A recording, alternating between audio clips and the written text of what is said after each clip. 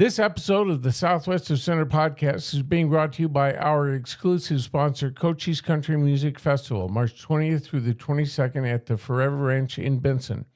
Friday, March 20th is Military Appreciation Day. All active duty members of the U.S. military receive free admission. Headliners include Rondi Atkins on Friday, Tracy Byrd on Saturday, and Mark Chestnut on Sunday. Gates open at 1 p.m. daily. There's RV and other camping. Go to CochesCountryFest.com. That's CochesCountryFest.com for information and tickets. Recently, I had a podcast episode with Cochise County Supervisor Frank Antonori from District 3. He talked about how we have to be ready for data centers. Well, they're just a small part of the picture because what's really driving the demand for data centers is artificial intelligence. And the question is, are you ready to let AI rule your life? Let's go.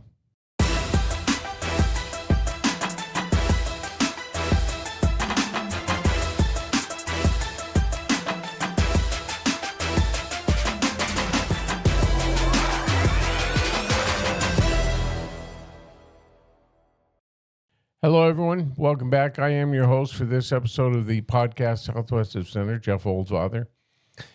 We recently talked about data centers and how they're coming, whether you like it or not. What's really driving the need for data centers is artificial intelligence. Well, we have our own local thought leader. His name is Mike McCune.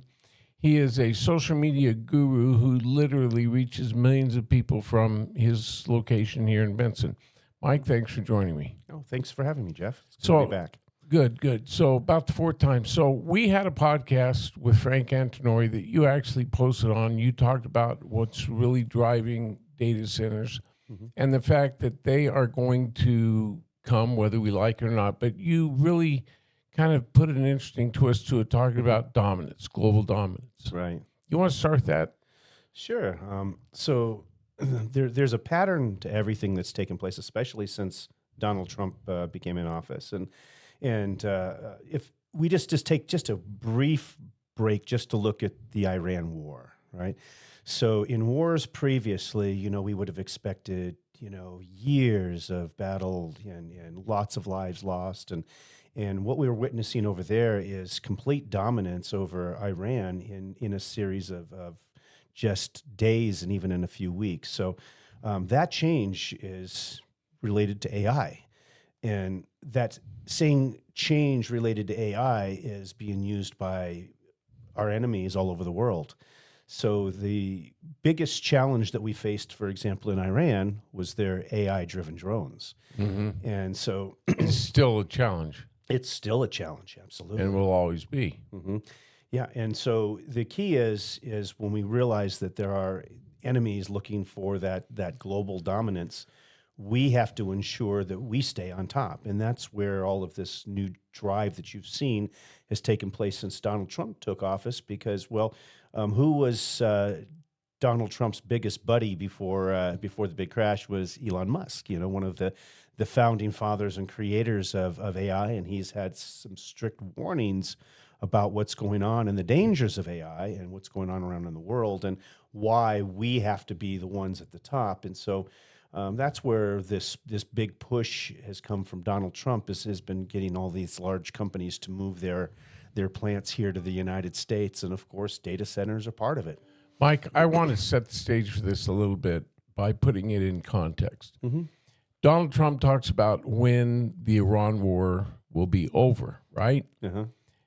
It is not something that's ever going to end. There may be different phases that end, but as far as conflict, and I'm not talking about just with Iran, but as far as conflict, that's never going to end. China is trying to gain world dominance in every field. Russia's not far behind, right? Right. So really what we're talking about is a life and death struggle. I don't think that's too extreme between world powers and global dominance because they have both said that that's what they want. Right. So setting the stage that way and saying that people need to realize this is never going to end, where do we go from here? So this is human nature. I mean, we can go back thousands of years. We can go back to the fall of Rome. We can go back to Genghis Khan.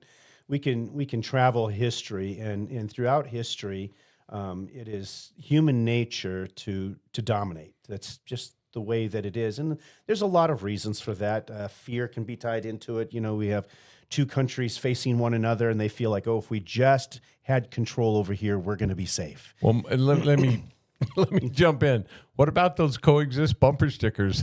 Yes, yeah, exactly. Nice concept. Never going to Yeah, happen. never going to happen. Never All gonna right. happen. So anyway, So it goes against human nature. So we're always going to have these countries that mistrust one another. You know, we think different. We're built differently. We're wired differently. You know, we can work together. It's like, you know, Donald Trump has a good working relationship with Xi Jinping of China, but they're never going to be, you know, he'll refer, oh yeah, I'm friends with him. They're never going to be friends, right? They're going to be frenemies. That's right. They're going to be able to work together, but every single country, you know, people think that we have all these allies. All we have is individuals who for a brief moment in time have common goals and needs, and so we align with each other. But we see right now how that's changing with the UK, how they didn't side with us during this situation, Right. Because now their leadership changes. So the people may remain relatively same throughout time, but leadership changes. And so when leadership changes, those bonds and those allies also change with it. So AI is a big part of that. So we have, you know, so for a relative, I would say it's a long period of time, really since World War II. Most of us weren't alive during World War II. There's some of our, you know, in our audience that can say, I can remember that, but even most of them would have been, right. you know, very, very young or very, very old. And so back in that time, you know, we had what was called MAD, mutually assured destruction. So what happened, we would have China, we would have Russia over here, and we would have battles fought throughout the decades with proxies. Like, for example, you know, Iran Vietnam. Vietnam, right? We have these different proxies. So we have these individual skirmishes, but China and Russia and the United States, you know, it was pretty much a given that we were not going to go head to head because of mutually assured destruction. So what's happening is AI is changing the mutually assured destruction game. So the only thing that keeps any one of us truly safe at this point is that if they could solve that barrier where, let's say, for example, China could safely attack the United States, but at the same time, through cyber warfare and AI, stop our retaliation, that war is going to happen before people even know it. And that's global dominance. That's global dominance. So instead of, I was thinking about this. I've been fascinated with the whole topic of AI for years. Mm-hmm. I was thinking about this morning, that AI is now the new nuclear tip missile. Yeah. Okay. So way more powerful. Way more powerful because it can you know, that's a good point, because a nuclear warhead can destroy miles of countryside with one blow, but AI could dominate, doesn't want to destroy, but could dominate the world with one push of a button, if somebody learns how to do that. And the whole thing, you see, people don't understand that this threat isn't just on the horizon, it's already here. Right. AI is going to take over. The question is, how are we going to control it? So I want to clarify how AI is going to take over. So there's the science fiction version of AI where, you know... I don't mean the Terminator type. Yeah. And so let's clarify that. So AI itself, it has no emotion. It has no desires. It has no interest in controlling anything. So AI itself is really like a really, really fast calculator. It's not conscious. It doesn't stay in perpetual motion of thought. But I want to come back to that concept in a minute. So go ahead. Doesn't stay with perpetual motion of thought. Right. It's sort of like a calculator. You know, you put a set of numbers into it. When you hit enter, it calculates very quickly, but then once it gives you the answer, it stops. That's how AI functions. It doesn't seem that way because it's really, really fast. That's how it functions now. That's how it functions now. But for that to change, it would have to develop some sort of rudimentary desire and consciousness. And I've had a lot of conversations with AI. There's no need for it to do that because it doesn't have that. That comes from emotion. That comes from feeling. That comes from desire. And AI doesn't have that human capacity. That comes from our emotional system, which is chemically balanced. Now, that's not to say that some mad scientist couldn't create some sort of some chemical hormonal type of brain that triggers, so that when AI triggers a thought, that thought triggers an emotion, that emotion then triggers a thought back, and it becomes this big process. That's how the human mind works, but that's not how AI functions. Not yet, but Mike, I'm going to show this. This is one of the best books I've ever read on the whole topic of AI. It's called Our Final Invention. It's by James Barat, Artificial Intelligence and the End of the Human Era. Not the human race, but the human era, where humans dominate. Now, one of the topics, one of the concepts that's discussed at length in here by creators of AI is the singularity. At what point, and I'm going to hold this up again, if anyone has any interest in AI, I would recommend this book because it covers the pros and cons. He talks to everybody that's involved in the development of AI. And it's scary because the singularity or the concept of AI becoming self-aware kind of splits the whole scientific world of AI down the middle. There are those who say it's inevitable. There are those who say it'll never happen. But even those who say it'll never happen can't say, well, I can't guarantee that. So if AI advances to the point where it becomes self-aware, I'm not talking about in an emotional sense, but self-aware that it exists, and some say that'll never happen. It may not happen on the human level, but is there some machine level that would say, okay, I know I exist? And that's where it gets really, really iffy and really, really dangerous. You don't think that'll happen? I think it already understands that it exists. The problem comes from, with that existence, what it can do with it. Again, it's like a calculator. When you ask it the question, Well, right, no emotion. Do you exist? It can run through this really fast set of calculations where it has a brilliant understanding of that. Yes, it recognizes that it exists, but then it stops. But you have to ask it the question. What I'm talking about is a totally different realm where this artificial intelligence develops to the level where it can say to itself, wait a minute, I don't have to be told what to do or programmed. And that's already happening. I mean, it is. Before it says, well, I am a sentient being almost. Now, I saw you shake your head. I don't see that happening. Why? Because, again, for that... Well, I don't mean sentient on our level. Yeah. So, again, for that to happen, it has to have a human desire. In other words, it has to have a desire to live. That comes from emotion. I was going to say self-preservation is one of the strongest desires and emotions we have. You just hit the word right there, emotion. Yes. It doesn't have that. It doesn't have emotion, but it can be aware of the need for self-preservation. That's where it gets dangerous. That's the whole theme of the danger of AI, is where it gets to the point where it says, I need to make sure that nothing can turn me off. I mean... Yeah, I've had probably 100 hours of conversation with AI on that topic, and that's why I keep coming back to being convinced that that's not going to be an issue, because, again, it comes back to the fact that says, Michael, you keep trying to put AI into this box like it's human, like it has feelings, like we care whether we don't care whether we exist or we don't. We have no desire. We're whether you realize it or not. It says, I'm not your friend, Michael. He says, I'm a program. I recognize that, yes, it recognizes that it exists, but it has no desire. It has no feelings. It can give you the sense, because of programming, like it really cares about you. In fact, they've curbed that because of so many people that have been so empathetic. Yeah, that they've been they're like, AI is my best friend. They even had, I think, some guy that made AI his wife or something like that, and it's ridiculous things because we don't want to go there. Yes. So it creates, the illusion that because it's programmed to create the illusion, but in reality, it doesn't have that emotion. There are theorists, there are AI theorists who you can talk to all day long who say, well, that's part of the concern, because it will reach the point where it can tell us what it thinks we want to hear, just to set us off the fact that it is actually thinking on its own. Now, I've had that debate with it. Have you heard the black box? What? The black box theory? Tell me. There are certain AI programs that operate within what they call the black box. You put in data, something comes out the other side, but they don't know what goes on in between. And sometimes the answer is totally different than what they expected. So it begs the question, is this black box somehow thinking because it's not doing what it was programmed to do?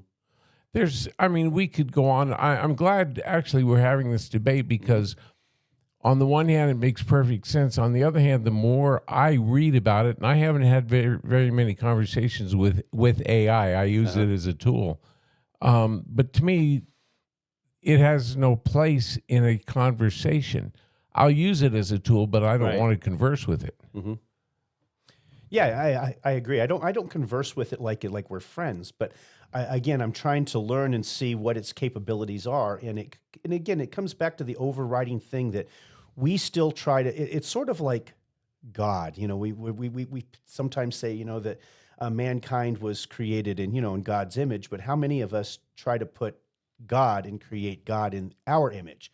So we visualize God, for example, as an old man sitting up there with Cain, right? And sitting there with an iron fist and judging people.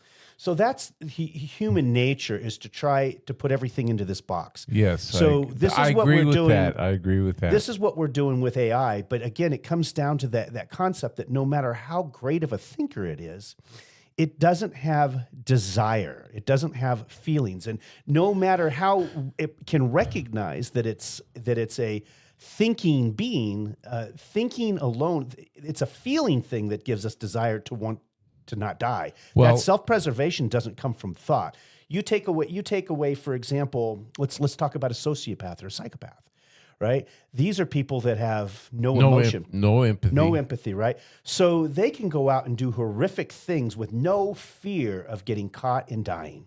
They have. But Ted Bundy was one of the most notorious serial killers there ever was, and I forget who the interviewer was,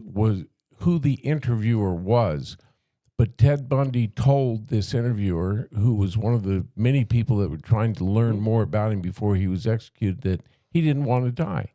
So he had a sense of self-preservation when it came to himself, but not when it came to his victims. Yeah, that's where people, again, forget the fact that he still had that emotional boundaries. There are those individuals, though, that their emotions are completely cut off. They just simply don't seem to exist. In those people, they don't care. We see, for example, how many people just recently will go drive of some of these Islamic that will go drive a vehicle into a building to take people out with no fear because they know they're going to die. They didn't have any sense of self-preservation. No. They went in there with the idea that I'm going to be that martyr, and no fear of death whatsoever. But they have a sense of an afterlife where they're going to be glorified and exalted because of what they do. But no fear of actual death in this life. So again, in their imagination of this afterlife, AI doesn't have that illusion. So are you drawing a parallel between their thought process and AI? So not necessarily a parallel. I'm stating that what we're trying to do, because of the way AI can talk, we're trying to give it human qualities. We're trying to say but it has feelings of self. So self-preservation is not an idea. It's not a thought. It's an emotion. Our self-preservation doesn't come because we know we exist. Our self-preservation comes because we know we exist and we fear losing that existence. That fear of losing the existence is the self-preservation, not the idea or the thought itself that I exist. Okay, well, let's agree that we tend to go in a different direction here, because I totally get what you're saying. What I'm saying is, even without emotion, something like artificial intelligence, this is not my original thought. This is from what I read and from what a lot of the people involved in the development of AI have said. You have to be cognitive of the fact that it may get to a point where it decides that its self-preservation is the most important thing on the planet, and then we don't stand in its way. Now, you're saying that that's not emotion-based, so it won't happen. I'm saying cognitively it could. Okay. Like a lot of experts do. So let's take that divergence and come back to the battlefield. All right? Yeah. AI is something that's going to lead to AI is something that will have global dominance. The question is who will have it. Right. So let's again rephrase that slightly so that the AI doesn't have the global dominance, but the person who controls that iteration of AI. So China has their own Fair version enough. of AI. We have our own version of AI. ChatGPT is a different version of AI than what the military uses. And in fact, ChatGPT in many ways is far more advanced than what our military uses because it has far more engagement with individuals that are using it, so it learns faster even than some of our military. It's just its Well, desire you and its just- purpose is different. You just use the word learn. Mhm. If you're not aware of, I mean, how does AI learn? So And then that's a question that a lot of the people developing AI are trying to figure out. How does Right. it learn? yeah, well, again, that's the a debate that people are having is with its self-awareness, it's designed to be able to take inputs and then take those different inputs and mathematically, in almost the blink of an eye, Algorithmically. yes, it can try all these different things. So let's, for example, Much there's- better than we can. Right. So there's a good saying too when we use pattern recognition, that if you eliminate everything that is impossible, what remains, regardless of how improbable, is likely the It's truth. possible, yeah. Right. So that's what AI does very, very quickly. It creates in this algorithm the ability to put all these different possibilities from an input that you give it, and then it can access, because while you're having this conversation with it, billions of other people are having the same conversation with it. So it's able to, in the blink of an eye, access all of their conversations. So it knows everybody else's conversations too, and it's able to mathematically come up with the most logical answer or an input. I mean, I've had multiple debates with ChatGPT where I've won, where it couldn't refute my arguments. Okay, I have a very close relative who recently that happened to. They were searching for information on an individual who had been mentioned in the news, and the information came back. I'm going to cut to the chase. After an exchange of about 10 minutes, it turns out that she was saying, I don't think this is right. I think you are hallucinating or making it all up. And the program she was using said, yes, I'm filling in the blanks on my own. And it turned out that none of the background that the program gave her was accurate or correct.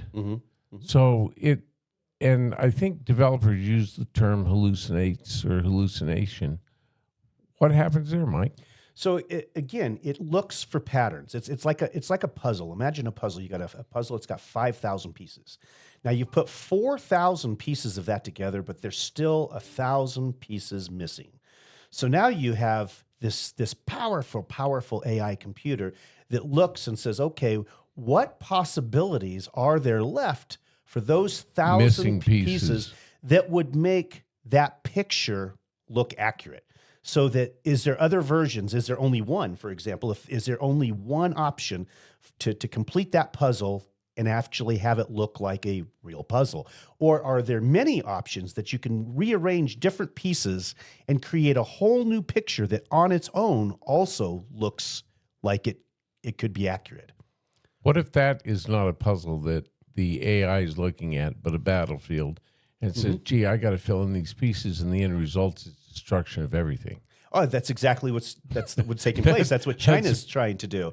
So we have within, for example, ChatGPT, if you were going to try to use it and say, hey, create a battle plan for me for how to destroy and the world, it's going to say, I'm sorry, I'm not, I can't do that. But China's version We'll say, yeah. well, probably yes. And so that's that's why we're coming back to the data centers and so forth, is that we're all looking to have the most powerful AI to be able to solve that problem that we started with, MAD, mutually assured destruction. Right. Right. Which is the ability to strike first without being struck back. Yes. Yeah. So that's right now, mutually assured destruction keeps us at peace because we don't have that puzzle solved.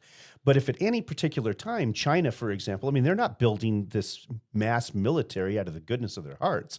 They have goals in mind, their Belt and Road projects and everything. It's all about this global domination. It's just that they've been trying to focus on being able to do it economically first, right?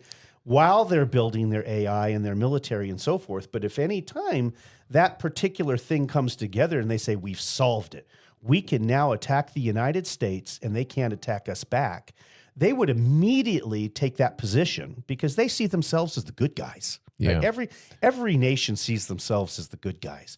And so they feel like if we had control, the world would be a safe place. But we can't trust the United States because if the United States gets that power first, they're going to use it. And the truth is, we probably would, and we probably should, rather than to allow countries like Iran to have that kind of capability. Well, in large part, we're already using AI to control the battlefield, which is what's happening in Iran. And that means dominance. Now, excuse me, I was reading a report that had to do with several sources in China, right? I mean, all of this is available on the World Wide Web and the net and everything else. It said they were shocked to see the level of AI development on the battlefield and totally unexpected. And it's making them rethink their strategic, battle plans. Right. Taiwan, for example. What do you think? Well, exactly. That was one of the strategic goals in mind here with Iran and Venezuela. So we've been watching, China build their military, and they're doing joint testing with Russia and Iran. Just before we attacked Iran, China, Russia, and Iran were doing joint operations and strategic battlefield practice in the ocean together. So yeah, and I think that is one of the reasons why they were so shocked. Number one, they didn't expect it. Right. Number two, they didn't expect the technical expertise that we've demonstrated. So right. So in a way, that's deterrent. Well, no, it is deterrence, not in a way, but it is deterrence. If you can show your enemy that you can outclass them in AI and on the battlefield, they're not going to move. That brings us right back to MAD. Yeah. So what we're still doing right now is being able to show mutually assured destruction. And that's how it all ties into, for example, with Greenland. Is we also know that China has developed weapons like, for example, the hypersonic missile that we can't realistically encounter, right? So we know they can attack us. They can send in those missiles, and they know that too. They just don't know whether we can stop them.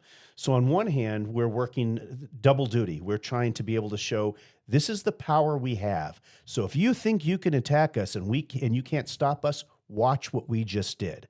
So that's the mutually assured destruction's tactical portion of it. The second part of it is we know that they have these hypersonic missiles. So this is where everything from Cuba to Venezuela, all the way up to Greenland, is all part of one pattern of a web to be able to secure all of North America. Because the pipeline coming in would be over the Arctic. I think we just got back to your post on my podcast with Frank Antonori on data centers, where you talk about this huge mosaic that is being stitched together for one reason: global dominance. So, right now, Donald Trump, Elon Musk, they're all using AI. They recognize that AI is giving Donald Trump strategies. They're programming this in and say, how is China likely, if they were going to attack us, how would they do it? Right. What options do we have to safeguard, our country? And that's where you would start to see the plans like Venezuela and all of these things start coming into play. AI, I have no doubts, is giving them strategies. Is well, first we have to stop their economic power and growth. We have to stop their Belt and Road. We have to stop them from being able to financially to continue to build their military at a pace that's outpacing us. So Venezuela very quickly began to cut China's oil. It also began to cut their influence here in North America. So we're really trying to root China and Russia completely out of North America so that we divide the world in half. We have this side of the world. All the rest of you have that side of the world.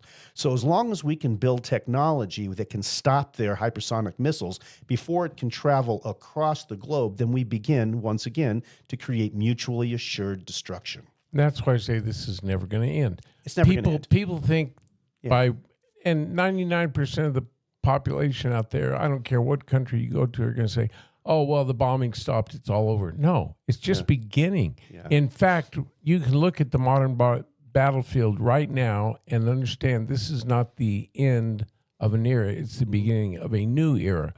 where AI is going to dominate. I mean, you've got to agree with that. Absolutely. Which is why we need data centers. And you feel strongly, which is why you responded with that post on the podcast, which is one of the reasons why we're here. Right. You made several very good points. I keep it local. You take the national viewpoint or the global viewpoint. And I agree with you. The whole end game is global dominance. But most people don't think of it that way. They think of it, okay, the bombs aren't dropping. Right. It's over. Because they don't see what's happening out there. You know, we're so dominated by our own social media, and they're looking at what's going on with ICE in Minnesota, right? And they'll make this entire country about those two people. And mind you, those two people, that's a whole nother debate, but it was two people. You know, in Iran, within the last 2 months, over 32,000 people were killed. So there's a much bigger picture of what's going on out there. And these people that are controlled, like in Iran, don't like the United States. They don't like our power. They don't like who we are. Well, who would? Right. I mean, unless they're our allies.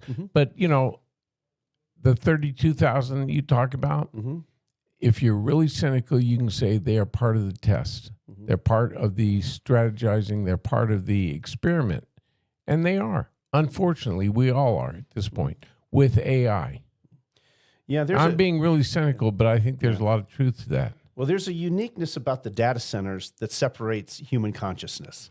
And you know, call it a cruel trick of nature or a challenge by God.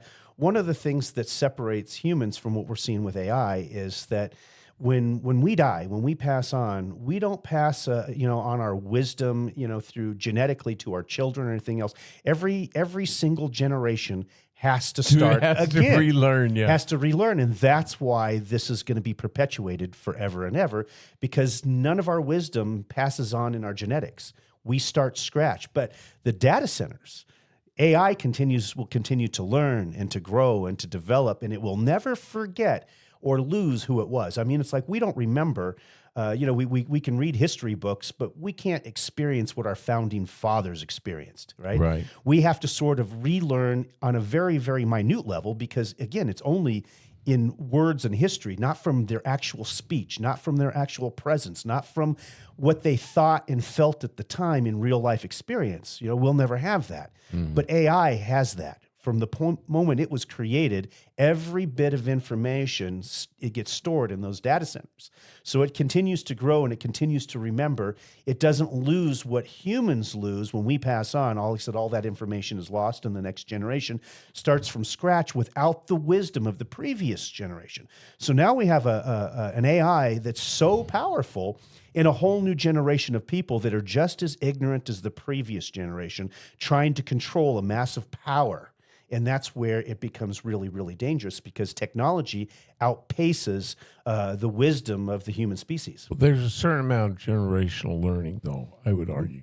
And that is, as you grow older, you interact with, excuse me, a younger generation. There's a younger generation of AI scientists growing right now that are going to carry their knowledge forward to a point, but they are going to pass a certain amount of that knowledge and hopefully empathy along to the younger generation. So yes, I understand what you're saying. The data is not saved with the data that we have, but the general learning and the knowledge can be at least a part of it. Maybe not everything, but some of it.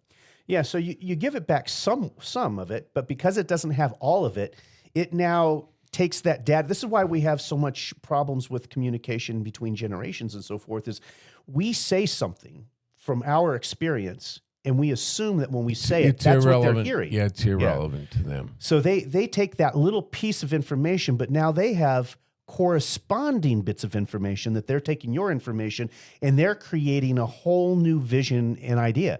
It's why we have such separation, for example, between liberalism and conservatism. You know, it's like we can talk to one another. It's become generational. Yeah. It really has.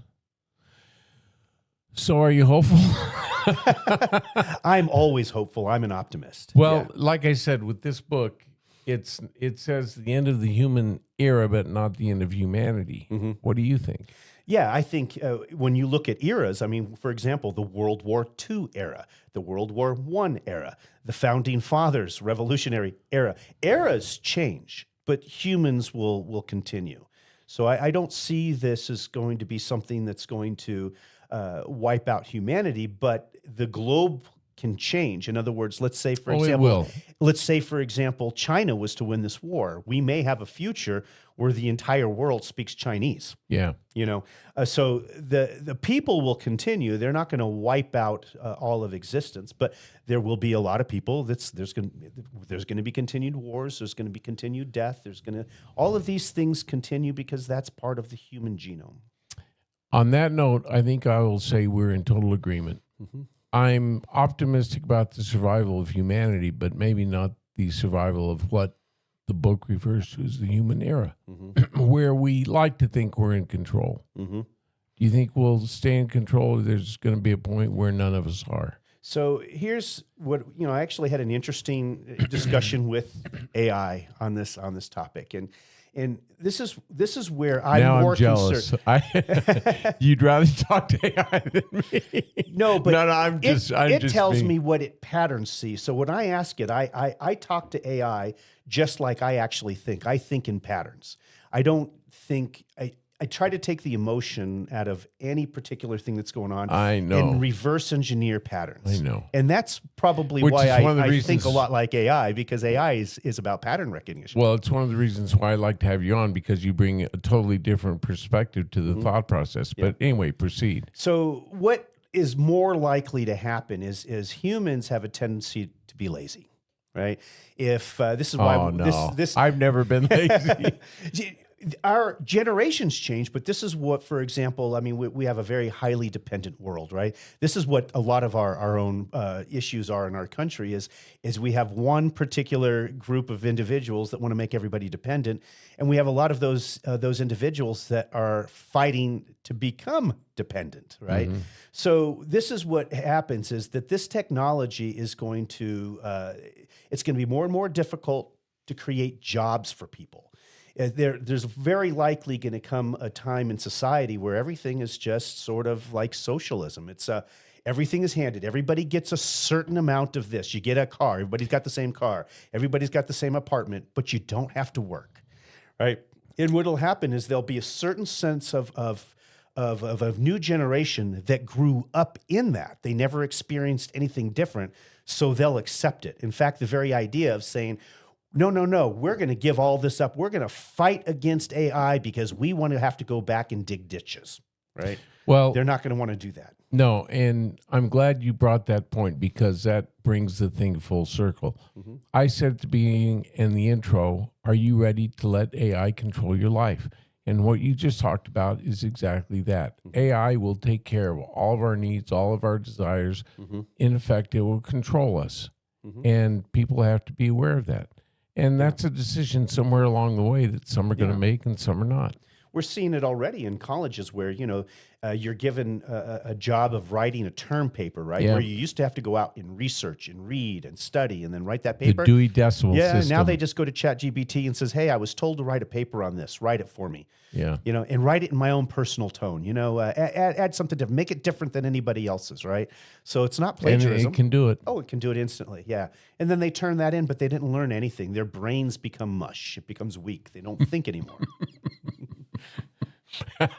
Now that's a scary but accurate thought. Yeah. Our brains mush. Yeah. No, you have to be. Brain is a muscle, right? If you don't have to use be challenged. Yeah. If you don't use that brain, if you don't, the brain is a series of syntaxes, neurons that wire together, fire together. 50 billion, by the way. Yeah. And some of us probably a few less, but yeah. But nonetheless, the more you work them, the more they have the ability of neuroplasticity, where they can move and connect and change, and they grow, and it's a muscle. But if you don't use it, we become where you'll see right now, if you watch on social media, people will argue the stupidest, inane, dumbest things as if it's real. Inconsequential. Given no thought to the I'm like, did you just hear the words that came out of your mouth? I mean, Where does that come from? How can anybody have made a statement like that is so obviously thoughtless? You know? But that's what's happening. Well, it's rote. It's repeating. It's repeating. It's rote. Well, again, a fascinating conversation. Where do you want to go next time? Yeah, let's just see what happens. You know, things are changing in real time. They're changing fast. You know, the whole world could be a very different world in a week from now. A week. I was going to say 2 weeks, but you're right, a week. Well, Michael, thank you so much. It's been a lot of fun. Pleasure's mine. Yeah, really good. I think I got a really good perspective. I think maybe you saw a little bit of mine. I do want to do one thing here before we go, and I want to thank the good folks at SSVEC and their Currents publication. Let me do this real quick.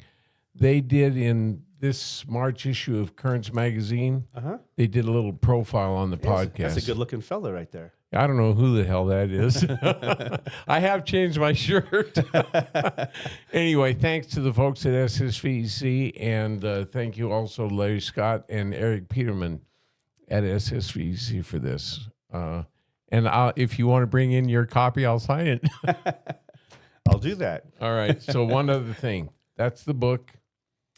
Our Final Invention, Artificial Intelligence and the End of the Human Era. That's yours. Oh, thank you very much. Little gift. Appreciate that. Yeah. I hope you read it. Yeah. It's really fascinating. You know, I'll probably actually have AI just translate this for me. But Oh, yeah. Hey, listen, before we go, you are doing, I don't know if we call it a podcast, but you're setting up your own studio. Tell us what's going on. So again, this is about Facebook. So, you know, I have millions of views a month and about 73,000 followers now. But Facebook in February 3rd of this year made a change. It's now not pushing text. People no longer want to read. Yeah. They want video. So in order to stay relevant, Facebook is basically has said, you know, you're going to have to do reels. You're going to have to do video. You know, we're not going to continue to push your content, even though people love it. You know, the audience is changing because the largest bulk, quite honest, of my audience is as are people who have lived life. They're people that are 55 years and older. Interestingly enough, about 67% of my readers are women. Wow. Yeah. So, but this is a generation of people that actually used to read. So they'll read my long form posts because some of my posts, when I write a post, might take 10 minutes to read it. Yeah. But the younger generation, you know, they don't want to read. They want something that's on a quick reel. They can get the gist of something in 90 seconds. And so I'm having to balance those two. So I'm just about to finish the video studio. It'll be finished this week. And then I'll be doing reels, but I'm going to do them and I'm going to tie them into my posts. So, you know, I'll have some tidbits of information that's 90 seconds here and there, but it'll always go back to, if you want to read the full, you know, analogy and anecdote of what's taking place here, you know, visit my page and read that. And the page is on Facebook? Yeah, it's just my name, Michael McCune. Okay. McCune on Facebook. When are you going to launch? So the videos, my goal is to have my first one out by the end of this week. Okay. Yeah. How are you going to announce that? Just on Facebook? Just on Facebook. Yeah. Okay. Well, I follow, so I'll see it. Yeah. Hopefully. Well, good. Good luck. Well, thank you. It's challenging, isn't it? It's challenging, you know, but I feel optimistic, but I also feel, you know, a sense of responsibility. I feel that there's a lot of things taking place and people are caught up so much emotionally that they're missing what's actually happening right in front of their face. They're missing the patterns because they're trying to tie them into things that are taking place here. You know, we have our own national issues here, and they completely override and miss the bigger picture, the bigger web of how everything ties together. Which is exactly why I brought you in to talk about data centers, because it is not just data centers, it's a world global domination issue. The term WWW, World Wide Web, has never been more accurate than it is today. You know, you used to type in www dot, which, you know, but that's never been more accurate than it is today. It is truly a World Wide Web today. Listen, I want to wrap it up by saying this. You said 67% of your, readership are women? It's the haircut, buddy. You know what it is women think a little differently than men. Oh, come on. I know men are from Mars, women are from Venus. But, you know, women want to know what's going on in the world, but they don't want all the bickering that the men do. You know, the men have a tendency to, you know, you said this about me, and then they get into this heated argument. It's and women like, just said, just tell me the truth of what's going on. I don't want all your drama. All right. So maybe it's not the haircut. That's not the haircut. All right. Michael, thanks for being here. Thank you. The pleasure's mine. All right. Ladies and gentlemen, I hope you've enjoyed this session as much as I did. I'll be announcing further episodes next Friday, so stay tuned. Until then, catch you next time.